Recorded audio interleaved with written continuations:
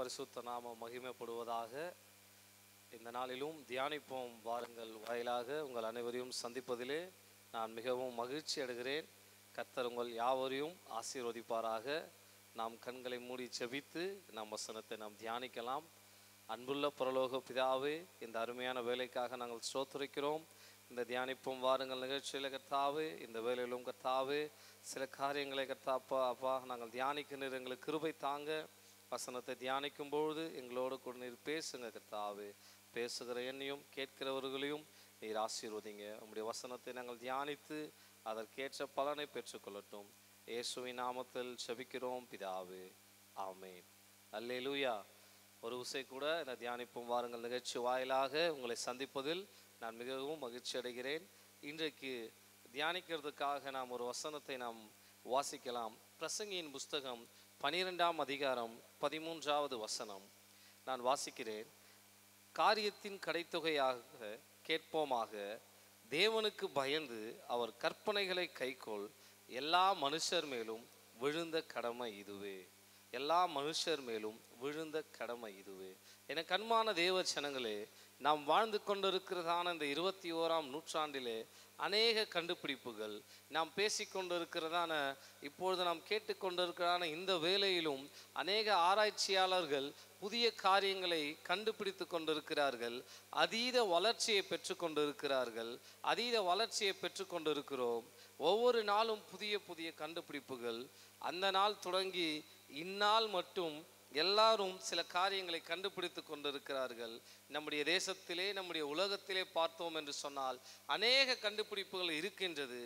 ஆனால் நாம் பார்த்த வரைக்கும் இல்லை, நம்முடைய முன்னோர்கள் பார்த்த வரைக்கும் இல்லை, இனி நம்முடைய சந்ததிகள் வரப்போகிற சந்ததிகள் பார்க்கும் ஒரு காரியத்திற்கு இன்னும் கண்டுபிடிப்பே இல்லை. அதுதான் மரணம் என்ற ஒரு காரியத்தை தடுக்கக்கூடியதான ஒரு கருவியோ, மரணத்தை தடுக்கக்கூடியதான ஒரு காரியமோ, மரணத்தை தடுக்கக்கூடியதான ஒரு இன்ஜெக்ஷனோ, மரணத்தை தடுக்கக்கூடியதான ஒரு டேப்லெட்டோ இல்லை. அந்த இடத்துல மரணமே இல்லை என்று சொல்லுகிறதான ஒரு பிளேஸோ, ஒரு இடமோ, ஒரு கட்டிடத்தையோ யாரும் கண்டுபிடிக்கவில்லை. அதற்கான அர்த்தம் மரணம் எல்லாரையும் வந்து சேரும். அல்லேலூயா.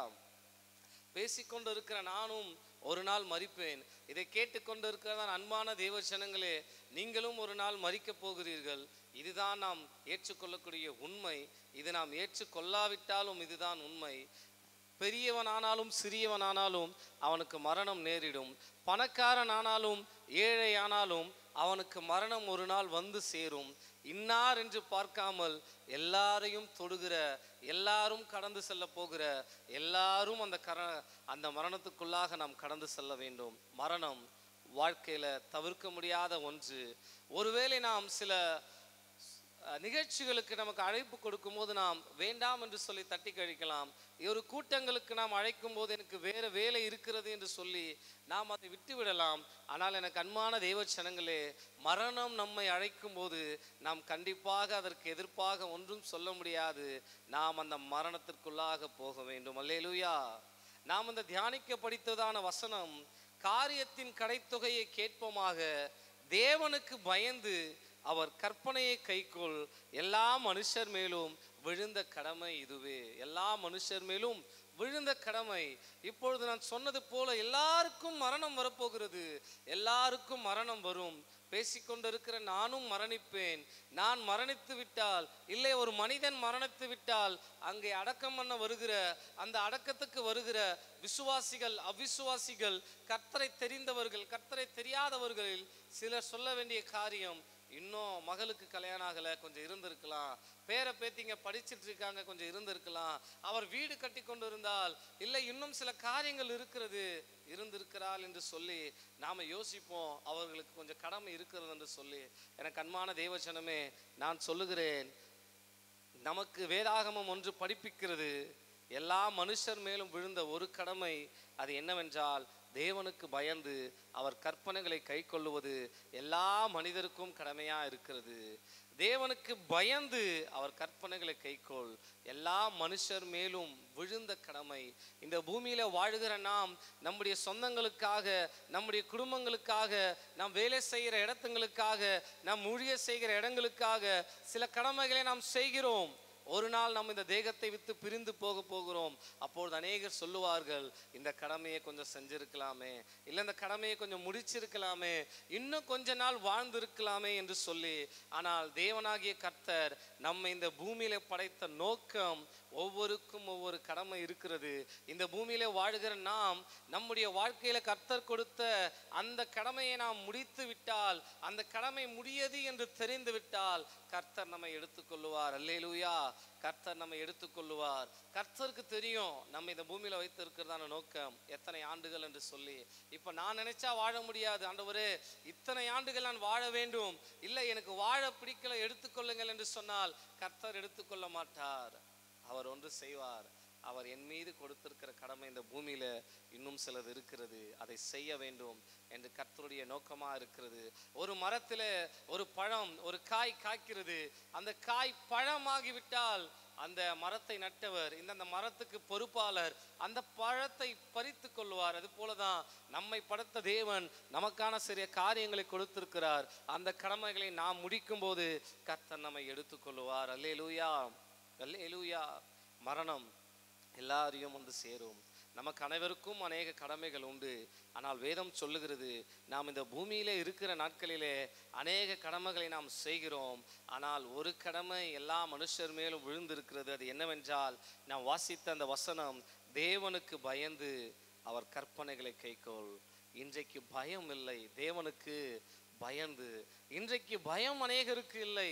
இன்றைக்கு ஒரு இடத்துல போகிறோமா, சிசிடிவி கேமராக்கு பயப்படுறோம், சில நபர்களுக்கு நாம் பயப்படுகிறோம். ஆனால் அன்பான தேவ ஜனங்களே, அதை காட்டிலும் வானத்துக்கும் பூமிக்கும் தேவனா இருக்கிற நம்முடைய தேவனுக்கு நாம் பயப்பட வேண்டும். வேதம் சொல்லுகிறது, மதி கெட்டவன் தேவன் இல்லை என்று சொல்லுகிறான்.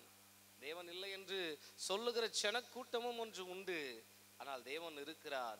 தேவன் இருக்கிறார் என்பதற்கு பேசிக்கொண்டிருக்கிற நான் சாட்சி, கேட்டுக்கொண்டிருக்கிற உங்களிலும் அநேக சாட்சிகளாய் நீங்கள் இருப்பீர்கள். ஏனென்றால் நமக்கு தெரியும் தேவன் உண்டு, தேவன் இருக்கிறார். நாம் அவரை விசுவாசித்து நாம் சேருகிறோம். ஆனால் அநேக நேரங்களிலே நாம் தேவனுக்கு பயப்படுவதில்லை. தேவனுக்கு பயப்படும் பயம், வேதம் சொல்லுகிறது, தீமையை விட்டு விலகுவதே தேவனுக்கு பயப்படும் பயம். தீமையை விட்டு நாம் விலக வேண்டும். எதையெல்லாம் தீமையான காரியமோ நாம் அதை விட்டு விலக வேண்டும். நெருப்பு என்றால் சுடும், அதை தொடக்கூடாது. பாவம் என்றால் நம்மை அடிமையாக்கும், அதை செய்யக்கூடாது. தீமையான காரியங்களை நாம் பேசக்கூடாது. தீமையான காரியங்களை நாம் மற்றவர்களுக்கு செய்யக்கூடாது. அந்த தீமை நம்மையும் தொடரும். நாம் மற்றவர்களுக்கு தீமையானதை செய்யக்கூடாது, தீமையானதை பார்க்கவும் கூடாது. அது நாம் பயப்பட வேண்டும், நாம் பயப்பட வேண்டும். இன்றைக்கு அநேகருக்கு பயம் அல்ல, பாவத்தை கண்டால் ஒரு பயம் அல்ல. பாவத்தை கண்டால் வேதம் சொல்லுகிறது, பாவத்துக்கு விலகி ஓடுங்கள். அதே வேதம் சொல்லுகிறது, பிசாசுக்கு எதிர்த்து நில்லுங்கள். இன்றைக்கு தேவ ஜனம் என்று சொல்லிக் கொள்ளுகிற, இல்ல தேவனை விசுவாசிக்கிற அநேக ஜனங்கள் செய்கிறது, பிசாசுக்கு பயந்து நடுங்குகிறார்கள். பாவத்துக்கு விலகி ஓடுங்கள் என்று சொன்ன தேவன், நாம் என்ன செய்கிறோம் தெரியுமா? பாவத்துக்கு பயப்படுகிறோம், பிசாசுக்கு விலகி ஓடுகிறோம். பிசாசு என்று சொன்னால் போதும், பயந்து ஓடுகிறோம். பிசாசுக்கு எதிர்த்து நில்லுங்கள் என்று சொல்லும் போது அங்க பயப்படாமல் நாம் எதிர்த்து நிற்கதில்லை. அதுவே பாவத்துக்கு விலகி ஓடுங்கள் என்று வேதம் சொல்லுகிறதா? நாம் பாவத்துக்கு விலகி ஓடுவதில்லை. அது எப்படித்தான் இருக்கும்? ஒரு டைம் டெஸ்ட் பண்ணலாம். நான்லாம் போய் அந்த பாவத்துக்கு அடிமையாக மாட்டேன். அன்பான தேவச்சனமே, நாம் இருக்கிறதே இந்த சரீரத்தில். நாம் மரிக்கும் மட்டுமாக பாவம் நம்மோடு சரீரத்தை தொட போராடி கொண்டிருக்கும். பாவத்தோடு விளையாட வேண்டாம், பாவத்தோடு நாம் போராட வேண்டாம். ஒன்றுதான் வேதம் சொல்லுகிறது, விலகி ஓடுங்கள். தேவனுக்கு பயப்பட வேண்டும், தீமையை விட்டு விலக வேண்டும். இன்னும் அநேக தீமையான காரியங்கள் என்ன உண்டோ அதை விட்டு நாம் விலகினால்தான் அது கர்த்தருக்கு பயப்படும் பயமாக இருக்கும். மற்றொன்று கீழே இருக்கிறது, அவர் கற்பனைகளை கைக்கொள். கற்பனைகளை நாம் கைக்கொள்ள வேண்டும். தேவன் நமக்கென்று சில கற்பனைகளை கொடுத்திருக்கிறார். அதுதான் நீங்களும் நானும் வாசிக்கிறதான இந்த பரிசுத்த வேதாகமம். இந்த பரிசுத்த வேதாகமத்தில் தேவனாகிய கர்த்தர் அநேக கற்பனைகளை கொடுத்திருக்கிறார். நாம் வாழ்கிறதான இந்த கிறிஸ்தவ மார்க்கத்திலே, இந்த கிறிஸ்தவ வழியிலே நாம் எப்படி ஜீவிக்க வேண்டும், நாம் எப்படி மற்றவர்களோடு பழக வேண்டும், நாம் குடும்பத்தில் எப்படி நடக்க வேண்டும், நாம் வேலையில் எப்படி நடக்க வேண்டும், பைபிள் காலேஜில் எப்படி நாம் இருக்க வேண்டும், பைபிள் காலேஜில் எப்படி படிக்க வேண்டும், நாம் வாழுகிற ஆஃபீஸில், நாம் வேலை செய்கிற ஆஃபீஸில், நாம் வாழுகிற குடும்பத்தில் என்னவெல்லாம் செய்ய வேண்டும் என்று கர்த்தர் நமக்கு கற்பனைகளை கொடுத்திருக்கிறார். அதுதான் இந்த வேதாகமத்தில் கர்த்தர் சொல்லி கொடுத்தது. உன்னுடைய எதிரியை நீ என்ன செய்ய வேண்டும்? உன்னை சத்துருவராய் நினைக்கிறவர்களை என்ன செய்ய வேண்டும்? உனக்காக ஜபிக்கிறவர்களுக்காக நாம் என்ன செய்ய வேண்டும்? நம்மை மேய்க்கிறவர்களுக்காக நாம் என்ன செய்ய வேண்டும்? நம்முடைய பெற்றோர்களிடத்தில் எப்படி இருக்க வேண்டும்? பிள்ளைகளிடத்தில் எப்படி இருக்க வேண்டும்? அன்பான தேவச்சனனே, கர்த்தர் நமக்கு கற்பனைகளை கொடுத்திருக்கிறார். அவருடைய கற்பனைகளை கை கொள்ள வேண்டும். அவருடைய கற்பனைகளை கை கொள்ள வேண்டும் என்று சொன்னால் ஒரு கீ செயினில் போடுவதிலோ அல்லது வீட்டிலே வசனங்களை எழுதி ஒட்டி வைப்பதிலோ இல்லை பைக்கில் முன்னாடி என் சமூகம் உனக்கு முன்பாக செல்லும் என்று ஒட்டுவதிலோ அல்ல. அன்பான தேவச்சனமே, அது நமக்கு தேவை, அது மற்றவர்களுக்கு காண்பிக்க. ஆனால் நாம் கை கொள்ள வேண்டும். கை கொள்ள வேண்டும் என்றால் அந்த வசனத்தை, அந்த கற்பனைகளை கேட்பது மட்டுமல்லாமல் அதன்படியாக வாழ வேண்டும், அதன்படியாக நாம் செய்ய வேண்டும், அதன்படியாக செய்ய வேண்டும். வேதாகமும் சொல்லுகிறது, இயேசு கிறிஸ்து இந்த பூமியில வாழ்ந்த நாட்களிலே சொன்னார், இந்த சிறு பிள்ளைகளை போல ஆகாவிட்டால் நீங்கள் பரலோகத்துக்கு வருவதில்லை. ஒரு சிறு பிள்ளை, அந்த சின்ன பிள்ளையை கூப்பிட்டு நம்ம ஒன்று சொல்லும்போது அது நம்பும், அது கேட்கும். அந்த குழந்தைகிட்ட இதை செய்யாதாமா என்று சொன்னால் செய்யாது. நாமும் அப்படிதான். வேதத்தை வாசிக்கிற நாம் இந்த காரியத்தை செய்யக்கூடாது என்று சொன்னால் செய்யக்கூடாது, இந்த காரியத்தை செய் என்று சொன்னால் நாம் செய்ய வேண்டும். கற்பனைகளை கை கொள்ள வேண்டும், தேவனுக்கு பயப்பட வேண்டும், கற்பனைகளை கை கொள்ள வேண்டும். இது ஏதோ கிறிஸ்தவர்களுக்கு மட்டுமல்ல, இது ஏதோ மற்ற ஜனங்களுக்கு மட்டுமல்ல, இது ஏதோ தாழ்த்தப்பட்ட ஜனத்துக்கல்ல, உயர்த்தப்பட்ட ஜனத்துக்கல்ல. வேதாகமும் சொல்லுகிறது, எல்லா மனுஷர் மேலும் விழுந்த கடமை, விழப்போகிற கடமை அல்ல. ஏதோ நம்மளா கர்த்தரிடத்துல கேட்டு எனக்கு சில கடமைகளை கொடுங்க என்று சொல்லி அல்ல, எல்லா மனுஷர் மேலும் விழுந்த கடமை. ஒரு குழந்தை மனிதனா இந்த பூமியில பிறந்த பொழுது அந்த குழந்தைக்கு சில கடமைகள் கொடுக்கப்படுகிறது. அல்லேலூயா. நாம் குழந்தைகளை நாம் பெற்று வளர்க்கிறோம், நாம் விசுவாசிகளை நாம் ரட்சிப்புக்குள்ளாக வளர்க்கிறோம். நாம் அவர்களிடத்தில் சில காரியங்களை நாம் எதிர்பார்ப்போம் அல்லவா?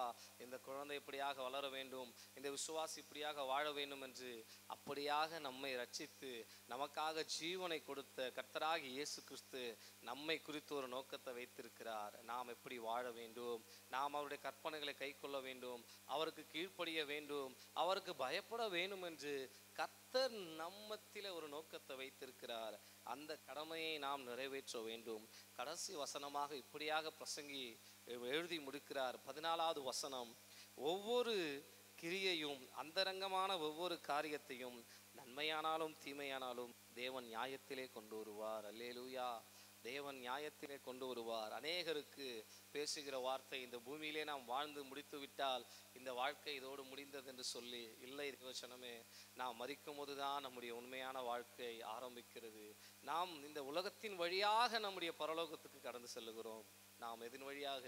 இந்த உலகத்தின் வழியாக 60, 70 அல்ல 100, 110, 120 இந்த வயது வழியாக, இந்த வயதின் மூலியமாக இந்த பூமியிலே நாம் வாழ்ந்து பரலோகத்துக்கு கடந்து செல்லுகிறோம். நாம் இந்த பூமியிலே செய்கிற காரியங்களுக்கு கர்த்தர் நியாயத்திலே கொண்டு வந்து நிறுத்துவார். எப்படி எக்ஸாம் எழுதி அதற்கான ரிசல்ட் கொடுக்கப்படுகிறதோ அப்படி இந்த பூமியிலே நாம் வாழ்ந்து வாழ்க்கைக்கான ஒரு நாள் ரிசல்ட் இருக்கிறது. நியாயத்திலே கொண்டு வருவார். அது நன்மையானாலும் அது தீமையானாலும். நீங்கள் செய்கிற தீமை யாருக்கும் தெரியாது என்று நினைக்கிறீர்களா? நீங்கள் செய்கிறதான தீமையான காரியங்கள் தெரியாது என்று நினைக்கிறீர்களா?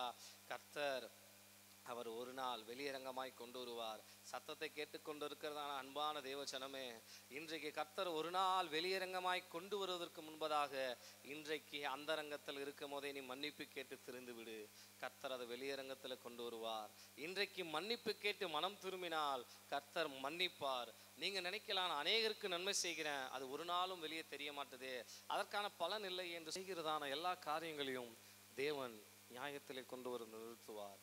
எரேமியா எழுதின தீர்க்கதரிசன புஸ்தகம் 17வது அதிகாரம் 10வது வசனம் இப்படியாக சொல்லுகிறது, கர்த்தராகிய நானே ஒவ்வொருவனுக்கும் அவனவன் வழிகளுக்கும் செய்கைகளின் பலன்களுக்கு தக்கதை கொடுக்கும்படிக்கு இருதயத்தை ஆராய்கிறவரும் ஒளித்திரியங்களை சோதித்தருகிறவருமா இருக்கிறேன்.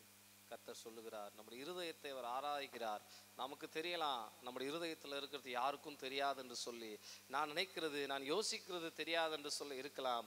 ஆனால் கர்த்தர் ஒரு நாள் அவைகளை நியாயத்திலே கொண்டு வந்து நிறுத்துவார். அன்பான தேவச்சனமே, தேவனுக்கு நாம் பயப்பட வேண்டும், அவருடைய கற்பனைகளை நாம் கை கொள்ள வேண்டும். அது மாத்திரமல்ல, அவர் நமக்கு கொடுக்கப்பட்ட கடமைகளை நாம் செய்ய வேண்டும்.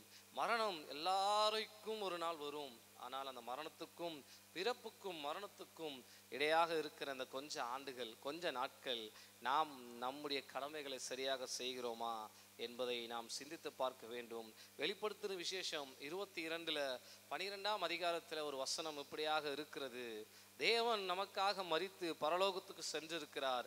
நமக்காக ஒரு இடத்தை ஆயத்தம் பண்ணிருக்கிறார். ஒரு நாள் அவர் திரும்ப வரப்போகிறார். அப்பொழுது மரித்தவர்களும் அன்றைய தினத்தில் உயிரோடு இருக்கிற யாவரும் கர்த்தருக்கு எதிர்கொண்டு போகிறோம். அப்பொழுது தேவன் வரப்போகிறார். அதை இப்படியாக அவர் சொல்லுகிறார், இதோ சீக்கிரமாய் வருகிறேன், அவனவனுடைய கிரியைகளின்படி அவனவனுக்கு நான் அளிக்கும் பலன் என்னோடு கூட வருகிறது. கர்த்தர் நாம் செய்கிற எல்லா செயல்களுக்குமான பலனை கர்த்தர் கொண்டு வருகிறார். அன்பான தேவச்சனமே, ஒருவேளை நீங்கள் செய்கிற காரியத்துக்கு இந்த பூமியில் பலனளிக்காமல் போகலாம். நீங்கள் செய்த நன்மைக்கு நன்மையை பெற்றுக்கொண்டவர்கள் நன்றி இல்லாமல் போகலாம். ஆனால் இதையெல்லாம் காண்கிற தேவன் ஒரு நாள் பலனளிப்பார். நம்முடைய மரணத்துக்கு பின்பதாக இருக்கிற எல்லா காரியங்களிலும் கர்த்தர் நம்ம நியாயத்தில் கொண்டு வந்து நிறுத்தி நமக்கு பலன் தருவார். இந்த பூமியில வாழுகிற நமக்கு நாம் செய்ய வேண்டிய கடமைகளை நாம் செய்ய வேண்டும். அநேகர் வாழ்வதை பார்த்தால், அநேகர் செய்வதை பார்த்தால், அநேகர் பேசுவதை பார்த்தால் அவர்களுக்கு மரணமே இல்லை என்ற காரியமாக அவர்கள் செய்து கொண்டிருக்கிறார்கள். சத்தியத்தை பேசிக்கொண்டிருக்கிற நானும் கேட்டுக்கொண்டிருக்கிற நீங்களும் ஒரு நாள் நாம் மரணிப்போம். நமக்கான பலனை கர்த்தரிடத்தில் பெற்றுக்கொள்வோம். இந்த பூமியிலே வாழ்ந்து கொண்டிருக்கிற சில நாட்கள், சில வருஷங்களிலே நாம் வாழும்போது கர்த்தர் நம்ம கொடுத்த குடும்ப கடமைகளை நாம் சரியாக செய்யலாம். எல்லா கடமைகளையும், பொறுப்புகளையும், ஊழியத்தின் கடமைகளையும், வேலையில் கர்த்தர் கொடுத்திருக்கிற கடமைகளை செய்வோம். எல்லாவற்றுக்கும் மேலாக நாம் தேவனுக்கு பயப்பட வேண்டும். அவர் கற்பனைகளை கை கொள்ள வேண்டும். இதை செய்கிறவர்கள் ஒருவேளை சந்தர்ப்ப சூழ்நிலையோ இல்லை மற்ற காரியமோ வார்த்தை சொல்லுகிறது, கர்த்தருடைய சிந்தையை அறிந்தவன் யார்? நாம் நினைக்கலாம், சின்ன வயசில் மறிச்சிட்டாங்களே, 40, 50, 35 அந்த வயதில் மறிச்சிட்டாருங்களே என்று நாம் சில அடக்காராதனை போகும்போது நாம் யோசிக்க தோன்றும். உண்மைதான். யாருக்கு தெரியும் கர்த்தருடைய சிந்தை? ஒருவேளை அவர்கள் மறித்த போது நாம் நினைக்கலாம், இன்னும் கடமைகள் இருக்கிறது என்று சொல்லி. அன்பான தேவச்சனங்களே, நான் ஒன்று சொல்லட்டுமா? அவர்கள் மறித்து போகலாம். அவர்கள் தேவனுக்கு பயந்து அவர்களுடைய கற்பனைகளை கை கொண்டு தங்களுடைய வாழ்நாளிலே வாழ்ந்தார்கள் என்று சொன்னால், அவர்கள் இருந்து செய்ய வேண்டிய கடமைகளை என் தேவனாகிய கர்த்தர் அவர் குடும்பத்திற்கு இருந்து செய்வார். நிச்சயம். இது உண்மை, இது சத்தியம். நாம் அவருக்கு செய்ய வேண்டிய கடமைகளை செய்தோம் என்று சொன்னால், அவர் நம்முடைய குடும்பத்துக்கு செய்ய வேண்டிய கடமைகளை இந்த பூமியிலையும் செய்வார். நாம் செய்ததற்கான பலனை மறுமையிலையும் நாம் பெற்றுக்கொள்வோம். இந்த வசனத்துக்கு ஒப்பு கொடுத்து இதை தியானித்த நாம் கர்த்தரிடத்தில் ஒப்பு கொடுக்கலாமா? கண்களை மூடி நாம் செபிக்கலாமா? அன்புள்ள பரலோக பிதாவே, இன்றைக்கும் ஆண்டவரே, இந்த தியானிப்பும் வாருங்கள் நிகழ்ச்சி வாயிலாக நாங்கள் தியானித்த வார்த்தைக்காக ஸ்தோத்திரம் செய்கிறோம் ஆண்டவரே. உமக்கு பயப்படுவதும் உம்முடைய கற்பனைகளை கை கொள்வதும் எல்லா மனுஷர் மேலும் விழுந்த கடமையாக இருக்கிறது. ஒரு நாள் நாங்கள் மரிக்க போகிறோம். பிறப்புக்கும் இறப்புக்கும் நடுவாக வாழ்கிற நாட்களிலே நாங்கள் கடமைகளை செய்யவும், நீர் எங்கள் மீது வைத்திருக்கிற கடமைகளை செய்யவும் நீர் எங்களுக்கு பலன் தாங்கப்பா. அதற்கான பலன்களை நாங்கள் பெற்றுக்கொள்ள போகிறோம் ஆண்டவரே. இன்மையிலும் மறுமையிலும் ஆண்டவரே, இந்த சத்தத்தை கேட்டுக்கொண்டிருக்கிறதான கர்த்தாவே, இதற்கு ஒப்பு கொடுத்ததான தேவச்சனங்களை ஆசீர்வதிங்க. அவருடைய வாழ்க்கையில கர்த்தாவே காரியங்களை மாற்றுங்க. இன்று முதற்கொண்டு மனுஷர் பார்வைக்காக அல்ல, உமக்கு பயந்து உம்முடைய கற்பனைகளை கை கொள்ள நீர் கிருபை தாங்க பொறுப்படுத்திக் கொள்ளுங்க. இயேசுவின் நாமத்தில் செபிக்கிறோம் பிதாவே. ஆமென்.